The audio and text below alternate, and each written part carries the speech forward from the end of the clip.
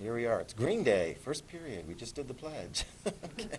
This is the first time these guys are recorded. And they're all dutifully sitting ready with their notes and everything. All right, so one thing. You've got, for you guys, Green, next Thursday is when I want the annotated bibliography due. Probably one of the most important things is the topic that you're going to do your History IA on, okay? And this is for those of you guys at home, too. Listen very carefully. We've talked about this before. Some of the students are like, I still don't know. Raise your hand if you're like, I've got a pretty good idea, at least, of what the topic area is going to be. Okay? Actually, not too bad. About half the hands. To give you a little bit of a hint, and I was like, I should have talked about this before. One of the ways to sort of get a sense of, like, when I mean, like, anything, and I encourage within the last 200 years, because sometimes it's a little tricky to find information on earlier, although I do have some juniors that are talking about doing some early history things. That's fine, as long as they can get the resources, they can do a good job on that. But when I mean, like, really varied topics, let me just read off the topics that the seniors are doing. We came up with those last semester, and they did their first draft already. And basically, I mean, they did the research, got some initial information, sat down with me like you guys will individually, and we came up with a question. I'm really good at that. The key thing is, what are you interested in? Is there enough information? And we'll have a good idea of that between now and when you turn in the annotated bibliography on Thursday. But here, for example, are some of the topics that are being done by the seniors. The space race between the United States and Soviet Union, space program, 1950s and 60s. And it was a comparison. Yeah, no, it's a good one. Ruby Ridge. Hint, I think I may have mentioned this to you before. If I haven't, sometimes it's really good to do things that are more like local or Idaho or maybe family. I think I did mention that. Did I talk about the Korean War refugee as a sample?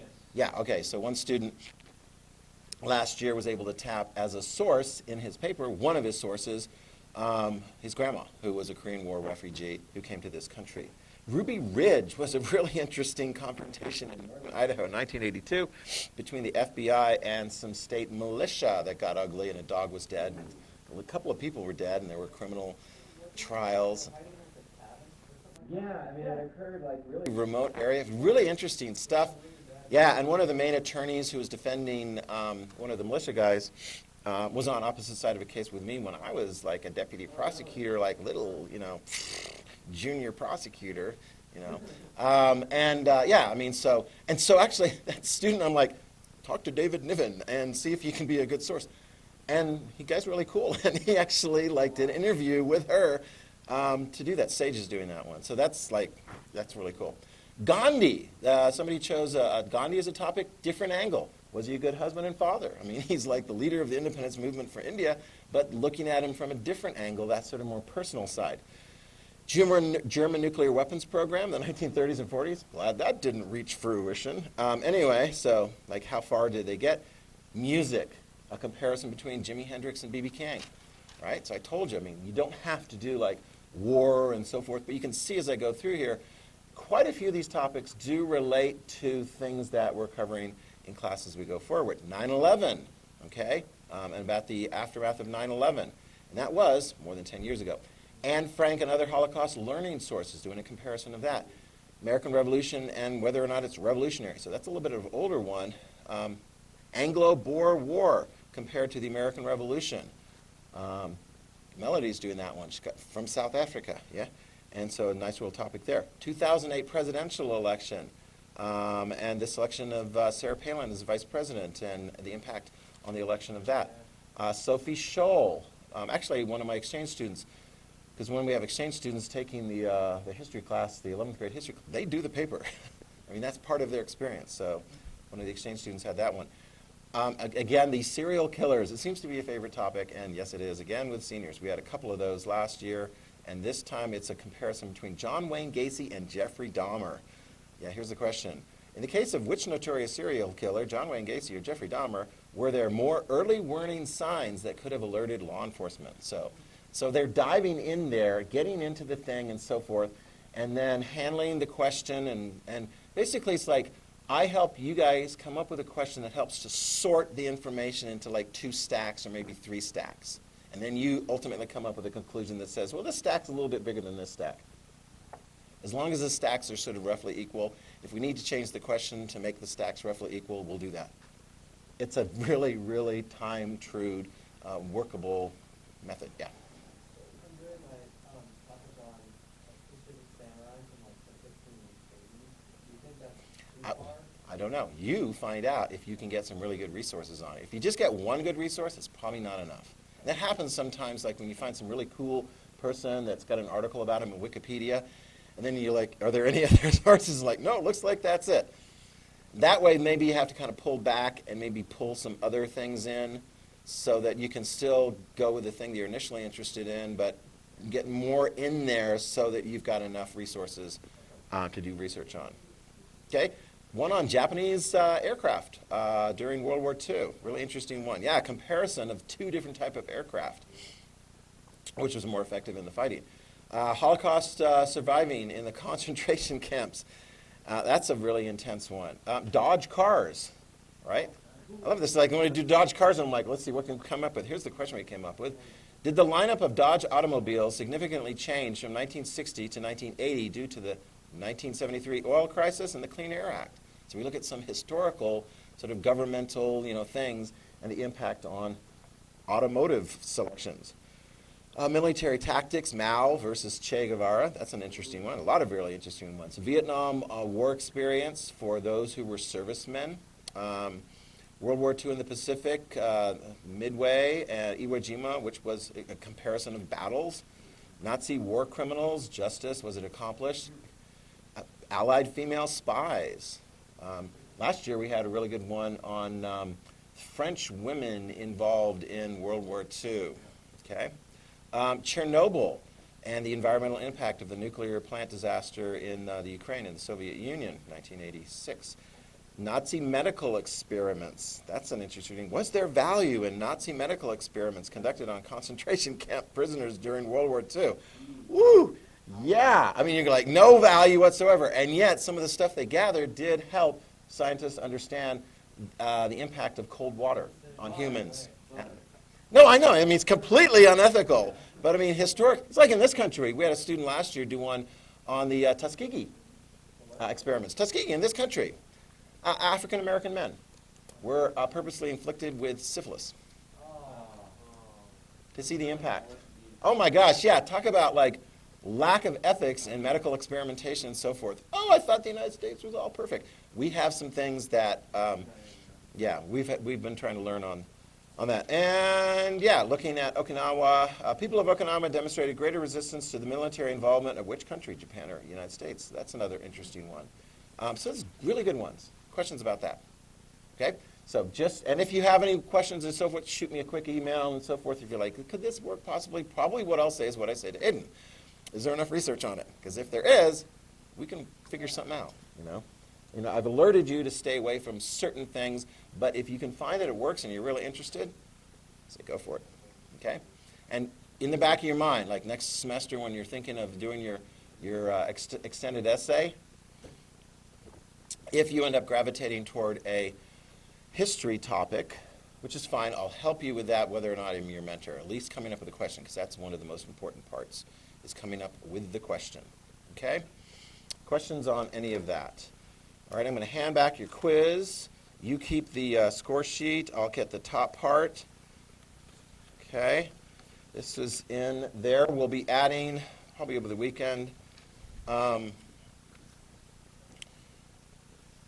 I think 5 out of 5. I don't know. I think you guys so far have been earning a daily point, whether you're here or at home, for participation. Do you like that point? You're like, give me easy points. I want easy points. You don't do the daily warm-up. Don't do the other one. Okay, whoops, sorry, my bad. Okay. And also, just a reminder, if you're going through and you're like, I'm really having a hard time finding, I know it's in sequence, Mr. Hansen, on the study guide and in the book, but I'm having a hard time finding such and such. Shoot me an email. I'll give you the page number. Obviously, this year, in the past, I didn't give page numbers to anybody in the 9th, 10th, 11th, 12th grades as far as that. I started adding that to your guys. But I think this year, give it take a first crack at figuring out where that information is and making sense of it. It's reading comprehension. It is not easy. It is a challenge, and I think overall, the average score for quizzes, probably quizzes is maybe not so much tests, but quizzes, because it's reading comprehension, is going to be lower than the average score of students in the semester, because there's ways of making that up. So let's go ahead and announce this, and I'll give you a due date. If you want to pick up 10% more, so on this one it would be 2 points, go through and do for each of the things in the study guide. If you threw it away, it's on Google Classroom. Download it again. Write 2 sentences for each of the different things on the study guide. Does that make sense? Okay, so that's fair? I mean, it's 2 points. It's kind of like last year when I did the retakes on the quizzes. Some people were like always there, getting those points. Other people, are, even if they could have used those points, they're like, too much work, even just to come in and retake the same quiz. So anyway, that's it for the quiz. Make-up opportunity. Sound good? I think if I can from you guys, I just like get the, yeah, if you can. I mean, yeah. And I'll give you a due date on that. I mean, at-home students aren't going to be printing things off and so forth, so I don't know. All right, let me get the top part back from you, and then we'll get right into the notes for today. Thank you, thank you, thank you. And just a reminder for you, not the at-home students, because I actually physically need to figure out a way to get them to physically take the civics test. And so I can delay that for a while until we're able to come up with that. But that civics test, I can't just like go, oh, well, write whatever you want, because it's a state requirement. Don't write just, 2 sentences on each of the 100 things. When is that civics test taking place for you? October 8th. Yeah, October 8th. Good opportunity to rack up a nice chunk of points. I think you already said, I claim it, 25 out of 25. I'm going to get 100%. And if you get one wrong, that would be like 24.75 points. We're going to go with fractions on that, okay? So everyone has that material, okay? So kind of tuck that away. The next chapter quiz in here will be chapter 28. I'm going to look to obviously not have that quiz on the same day as like the civics one, and I'm not going to have it on the same day as annotated bibliography, but I'll probably be tucking it in fairly soon. So if you want to start reading ahead on that, and I'll give you like a week, at least a week's notice before that quiz. Does that sound good? But you can start kind of reviewing there. That one's only a 10.1. Okay? That chapter's got a little bit more sort of domestic U.S. policy and things, and so I kind of toned down on that a little bit. We're focusing more on the foreign policy, Spanish-American War, getting ready for the World War I, which will be our next big unit. Yay, exactly, yeah, no, that's interesting. Yeah. Okay, you guys ready? All right, let's pick it up. I believe where we left off. Okay, let me just kind of look over. Yeah, no, I can read your handwriting. I can read just about everybody's handwriting in here. Okay. Yours is actually still legible to me because I have really bad handwriting. Yeah. Oh, yeah, actually, you weren't here for that last one, so that's the previous one. Okay. Okay, good. Good. Okay. For some classes, and it's tricky because I'm like 4 different like 11th grade classes. Some are like a little bit ahead of the others, some not so much. So here, let's back it up just a little bit. Basic point. Was the United States bigger industrially, economically in 1900 than 1800? Yes. Yes, a lot. And looking at that slide, how was the United States in comparison to other countries in the world by 1900? As far as their economy and industry. Okay, we didn't really analyze. I'm thinking here we didn't get a chance to analyze this as much. This actually is fairly accurate. The United States, write it down, #1 economy in the world, #1 industry in the world.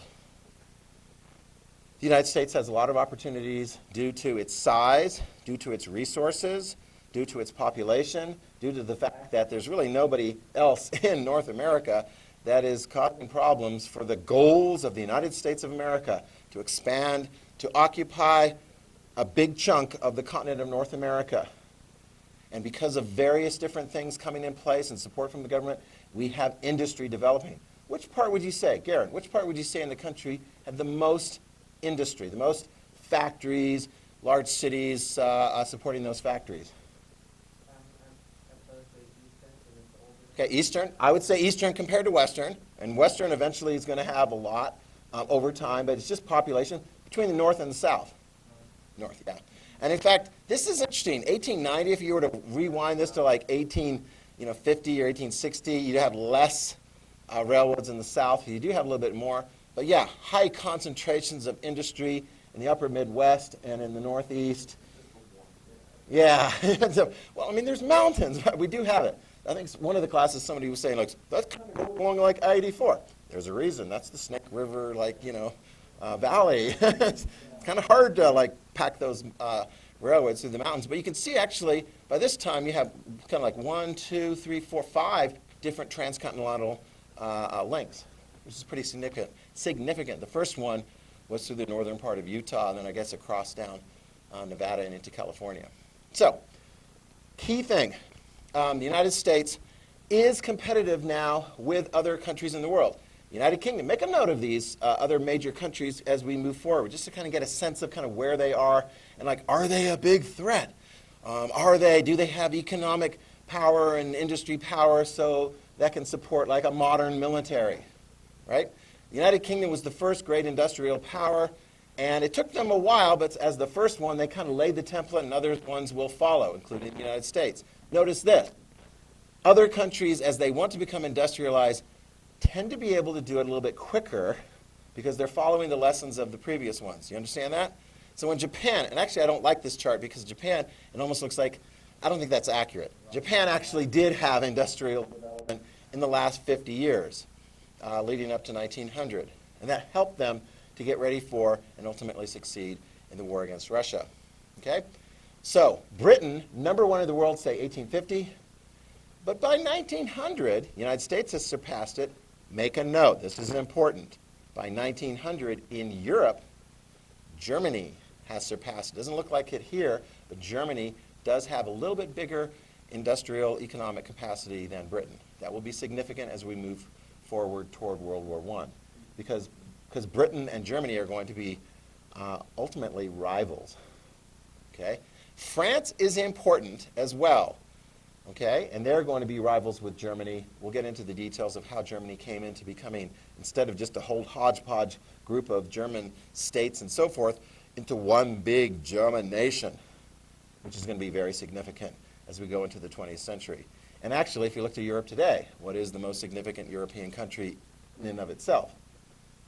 Perhaps Germany, although France and Britain and many others are very, very important. Comparing just real quick, Italy, no great shakes as far as like industrial capacity. I mean, it's no small country, but it's not going to have as big of an impact. Russia is kind of like, there's that kind of stagnation thing. They're not really growing enough. What are they going to need? Like Napoleon and Animal Farm and build a windmill? Yeah, well, we'll see. Russian industrial capacity is going to go up forcibly during the time of the communists, but we're getting ahead of ourselves, okay? So let's back it up to the United States a little bit. Key things. If you're the United States and you're going to be competing in the world, because you do compete in the world, right? I mean, you're like, okay, we get along with the British. We haven't been at war with them since 1812. They burned down our capital. But you're competing with them, okay? And so this is going to be very important. If you're competing with them, what do you do? I mean, and what does this mean? George Washington wisely said, and I think you wrote this down, should the United States get involved in wars and intrigues in other parts of the world? No. It's made sense because if you get involved in wars, then you fight and you bleed and you could lose.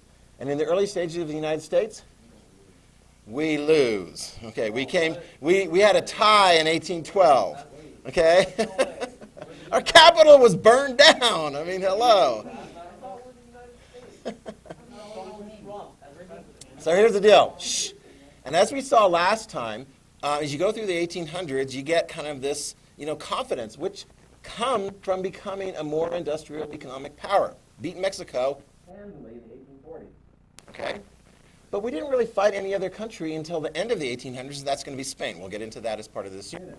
And we're going to be able to handle Spain, piece of cake, okay? Piece of cake. But the question is, should we? How did we get into a fight in Spain? I mean, good grief, we fought Spain in Cuba? That's not part of the United States. And in the Philippines? That's not part of the United States. What are we doing getting involved in other parts of the world? Well, here's the answer. If you're going to be a big country, actually, if you're going to be a big country with big businesses that rely on two key things. Economically, you need resources. Write this down. Countries need resources. They need resources. Actually, the businesses in the countries need resources, right? And you're like, is the United States government just a tool of United States business and industry? That's an interesting question. And you're going to hear some people, Zen when you read Zen, going, yeah, it is. American business operates, politics in this country.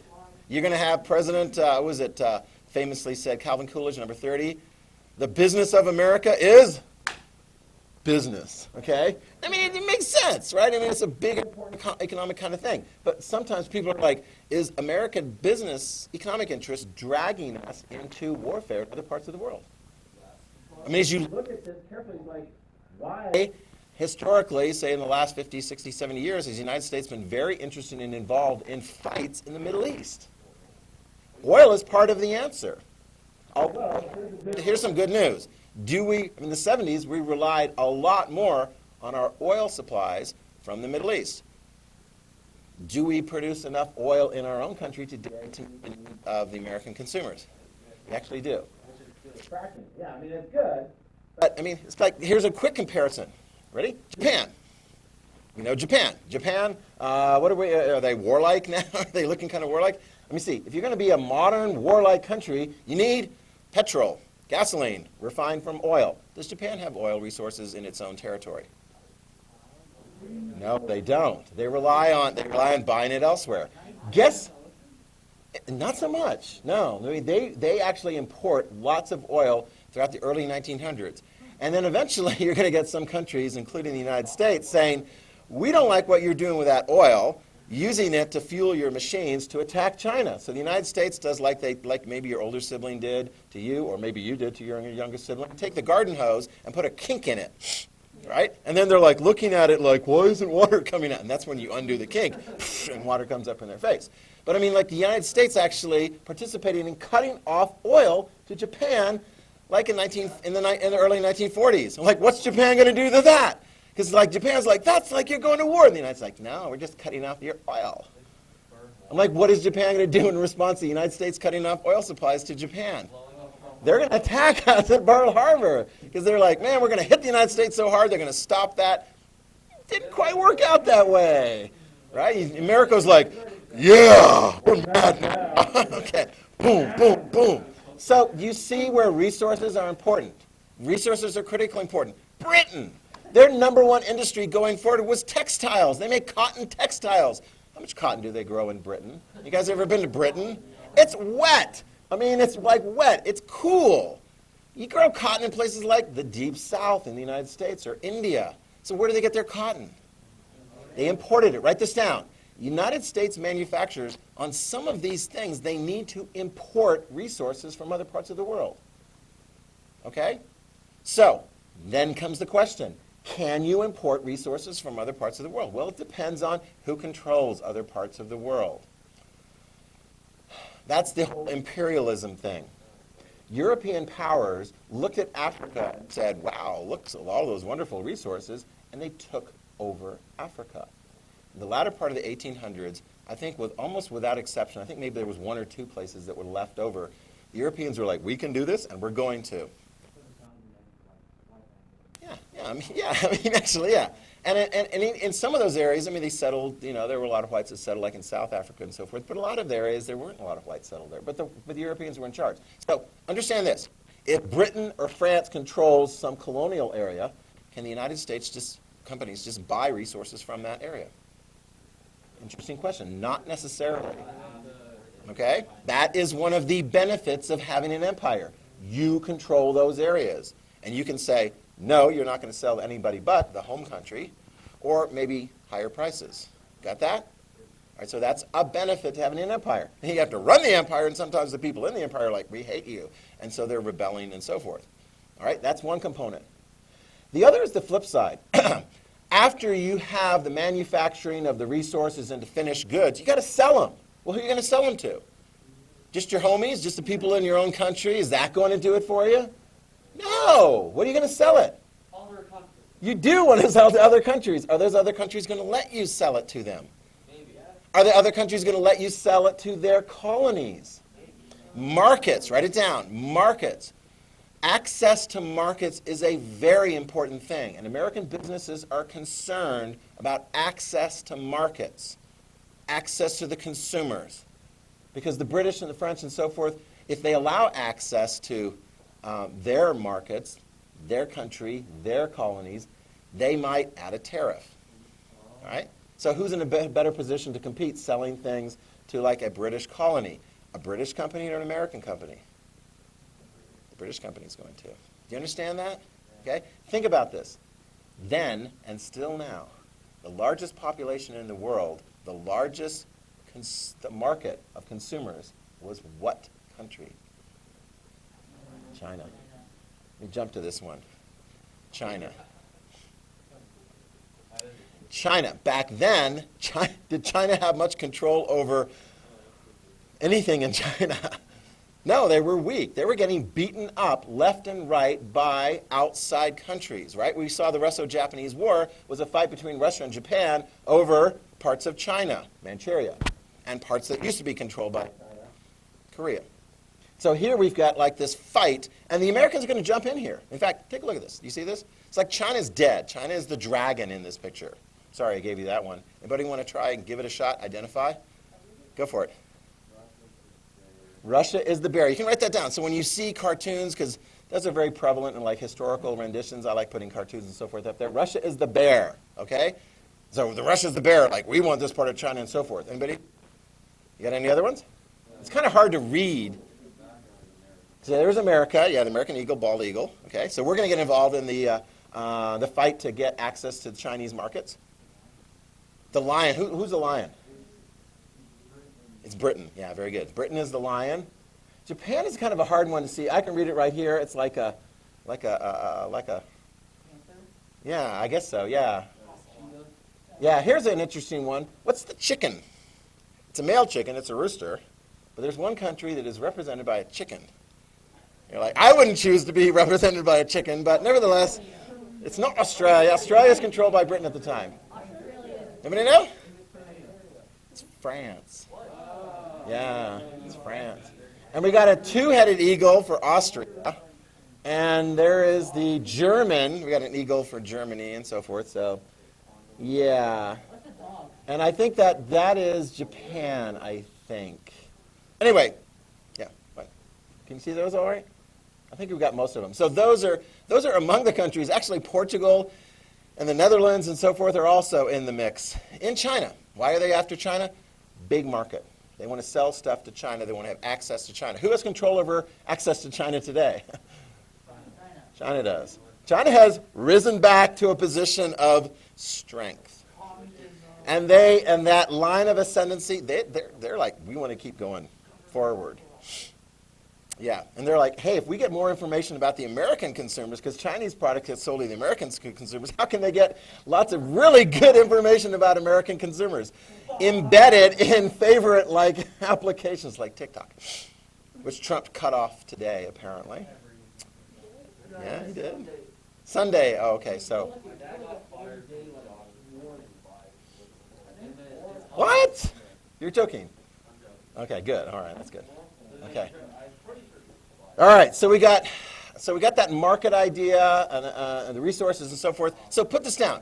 There are people in America, particularly business interests, going, the United States needs to be more active on the world scene. Write that down. We'll get to this here in a moment. The United States needs to be more active on the world scene. In fact, one of them in particular, let's see if we can get the quote here.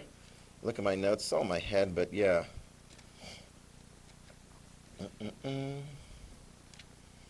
This man was like, yeah, we need to be active in the world, a power. You know, not just sort of like, oh yeah, we got a great economy and so forth, but we got competitors. Who says get active in the world, and if it means going to war, then that's what we do. He's a very big player in this entire unit. It's Teddy Roosevelt, number 26. Okay, he is pro-imperialism. You're going to hear other people quoting Washington saying, let's stay out of it, let's stay out of it, let's not go too far, and so forth. But Teddy Roosevelt's going to go, I know what it's like to be weak. He was weak. He had health problems as a young man. And he worked through them. He spent a lot of time in the American West and ranching and like being a cowboy and all kinds of stuff and built up his health. And he takes that with him. I mean, that guy's going to go through some really interesting things. Even after he was president, he's like, I think I'll go on a safari, like explore the Amazon. And I'm not talking about a corporate headquarters. I'm talking about the actual Amazon. It almost killed him. Anyway, really interesting guy. But he is definitely, he fits into the let's do this thing. Okay? Now, let me talk to you about another thing going on in the midst of all of this. And this is, let's say, what should we call it? Racism. Write it down. Racism. Thinking that your race, whatever definition that is superior to other people's races. Wow. I thought we all belonged to the human race, that we are all closely connected genetically to other people, although some people have like a little bit different facial features, and other people have a little bit darker skin and so forth. I tell you what, write this down. During that time period, racism, I would say, arguably, looking at history, was as worse as it's ever been. And I'll back that up. You're like, well, but Mr. Hanson, they didn't have slavery back in like the late 1800s and early 1900s. No, they didn't have slavery. But if you look at slavery, slavery isn't like we're better than you, superior, like as a race. No, I mean, slavery occurred throughout history when one group of people were like, I beat you, now you're my slave. I mean, most of the slaves in the Roman Empire were white people, you know, that were taken over and put into slavery. Right? Why were there so many Africans enslaved by other Africans and then sold to Europeans and brought across the Atlantic Ocean to the Americas? There was a huge market, and it was like, yeah, you can make some money by bringing these poor people who were captured over to the Americas. Okay? Here's the deal, and this is where things get really bad as far as racist attitudes. And it has something to do with science. Misapplied science. This is why it's referred to often as social Darwinism. All right, let's back it up a little bit. Charles Darwin, scientist, theory of evolution, right? Survival of the fittest. He looked at animals and made conclusions that certain features about animals don't help them in certain environments, like short necks compared to long necks among giraffes, which is going to not be able to live because they can't reach those high leaves upon which to eat. The short-necked giraffes. So what happens to the short-necked giraffes? They die. Do you shed a tear for the short-necked giraffe? No, if you look historically and so forth, looks at all the evidence and so forth, it's like some species were not well adapted for the environment. They died off. The ones that were, they survived. They're the fittest. Good for them. Don't feel sad. I mean, sometimes bad stuff happens and dinosaurs are like, oh, that's it. You know, darn that meteor. And the little like mammals and whatever things that are scurrying around going, hey, we're on the top now. Anyway, so here's the deal. There you get like scientific principles, but then as people look at those scientific principles, some people are like, yeah, that helps explain humanity. I know, that's what they're saying. That's what, I agree. Okay, so here's the deal. If you look at history and you're like, write this down if you haven't figured it out. Europe was dominant in the world at that time, along with European influence in the United States of America, right? So if you look at history, you can see like competition and other various different things helped those situations to come into existence. And if somebody says, oh, it's because some people are racially inferior in other parts of the world and the Europeans are racially superior and their European descendants in the Americas are racially superior, I call no. And yet, write it down. It's exactly what social Darwinism was at its core. White people are supreme. They're racially superior. And the evidence is right there. White people are imperially dominant over them. That's what their argument was. That's what their argument was. I know, but here's the irony, right? Because sometimes a lot of people are like, oh, it's the white people are like superior over the everyone else, people of color, although there was sort of a social Darwinist component in East Asia. Guess who was lording it up by the end of the 1800s and into the 1900s saying, we're racially superior? Is Japan. I mean, in that attitude, here's the nice racist attitude. And you're going to go, that's not very nice. You ready? Here's the nice racist attitude. Look at the screen. The white man's burden. The white man's burden. They're socially, genetically, racially superior. I'm like, again, they're looking at all these, they're like, oh, we got this race and that race and that race. I'm like, please, we're the human race. But they're like, no, we got this race and this race and this race and this race. And what the white people should do is to take care of their little brothers and little sisters, like children in other parts of the world. I mean, it was like, oh my gosh, that is so paternalistic. Have you ever had a situation where you're feeling like, I'm an adult and I'm being treated as a child, and like, oh, aren't you like sweet and so forth? Oh, you've got ideas, right? Well, imagine like entire countries looking at other parts of the world. The Americas, native populations, African populations, people of color, Asia, all right? The Middle East. They're going, well, you must be like inferior, but we'll look after you. The white man's burden, write this down, is to take care of them. So, I mean, this is sort of like a rationalization for Europeans taking control of Africa. It isn't because they want access and control of resources and markets and so forth and they don't want anybody to argue with them. No. No, the white man's burden is to help these people to get a superior civilization and culture. We're learning and teaching them and so forth. Now, some aspects of that, like democracy and forth, I'm like, yeah, I mean, democracy is cool and so forth. But I mean, sometimes it's like, oh, we need to bring tea and like play cricket. Although tea and cricket did become very popular in many parts of the British Empire and still is, even after Britain is no longer. I mean, some of the best cricket teams are like in Pakistan and India and so forth. So whatever. Yeah, I mean, it's like whatever. It's a sport. But do you understand that? That's the white man's burden. Shh. Treat them nicely and so forth, but you're in charge. Do you understand that? Because they're not quite there. And maybe they can never quite get there because they don't have the same scientifically supported superiority. Right? And you're like, that's the nice racism? Here's the bad racism. You ready? The bad racism goes straight to Darwin's point, which is if they're inferior, they're eating up resources in a wasteful, inefficient manner. Best to just let them die off. Right? I mean, in the hands of somebody who's got that in their heads. Can you think of somebody, let's say, I don't know, in the 1930s and 40s, who's like, I've got a country, and I'm going to take over territory, and I'm going to kill off inferior people and move my people who are superior in there. It's Hitler, exactly. Hitler falls right into that, and he's like, these are inferior people. It's like Jews, Poles, Ukrainians, Russians. It's not just the Jews he kills off. He's killing off all kinds of people. And he told people about that in a book. We'll get to that note later. He told people about it in a book that he wrote when he was in jail. If I ever get out of jail and get control of Europe, I'm going to turn all of Eastern Europe I'm going to clear it off of inferior people, and we're going to put the superior Aryan white people race and so forth in there. You got that? So, I mean, when people say racism is bad in the world today, yes, there is a real need for improvement. But if you compare it to like the way things were back then, we have come a ways. And I would say again, I think it was worse back then because there was this sort of pseudo-scientific rationale. Yeah. Sometimes science in the hands of the wrong people can be pretty messed up. Okay? Pretty messed up. Yeah, it's like I'm rationalizing just taking over the world. Could the Europeans take over much of the world? Could the United States set up an empire? Yeah, because they had modern technology and industry to support that kind of thing. So they did. Yeah. This guy, Alfred Thayer Mann, all right? If you've got your hand out in front of you, it's a good place to have. Right near the bottom, I got the key terms and people. Now we start diving into these ones specifically, all right?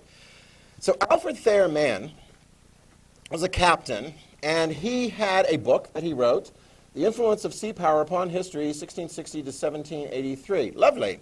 Alfred Thayer Mann made an argument to the United States government that countries that want to be strong in the world economically need to have their have a navy to support them. Write that down. They need to have a navy. This is one of the reasons, perhaps, why the British were very, very effective at establishing the #1 industry and the #1 empire by the mid-1800s. The British had a navy. I mean, when did the British ever need a navy in their early existence? All the time, yeah, exactly, to defend themselves against incursions from Europe. But here's the thing. Once you develop a good navy, and the British did have a very good navy, they could apply it to their imperial ambitions, right? The navy helped protect all the things they were doing in other parts of the world, right? You got that? So Alfred Thayer Mann starts making the argument in the United States that the United States should have a navy. Well, guess what? A lot of top people, Teddy Roosevelt, for example, agree with it. Write it down. His arguments that the big powers need a navy, a strong navy to support their power, to support their economic interests, to support their everything interests, is picked up by people like Teddy Roosevelt and others, and we will have a big navy. By the time we get into the early 1900s, we're going to have arguably the #1 navy. Maybe the British are, it's a close, yeah. We'll be very competitive. I mean, we never fought the British Navy, so it's not like we can say. You got that? Okay, big, big navy. And so when we get into fights with like Spain, I mean, do they have a navy? Yeah, they got an old-fashioned navy. That's not very good. Yeah, bad. Yeah, wood boats until they get hit by an explosive device. Oh, and then, this is where we're heading next, and then, how many of you guys got older siblings that are like, I'm older than you, therefore I'm smarter forever and ever and ever? That's, I love this cartoon. We'll develop this next time. There's the United States, Uncle Sam. Is he a sister? I don't know. That gets kind of confusing, but I don't want to get into the gender implications of Uncle Sam being the big sister. But nevertheless, this is Latin America. Okay, this is Latin America getting bossed at. It was in your reading. It's going to be in the notes. We'll do that next time. We're done, right? Okay. Yeah, we're done.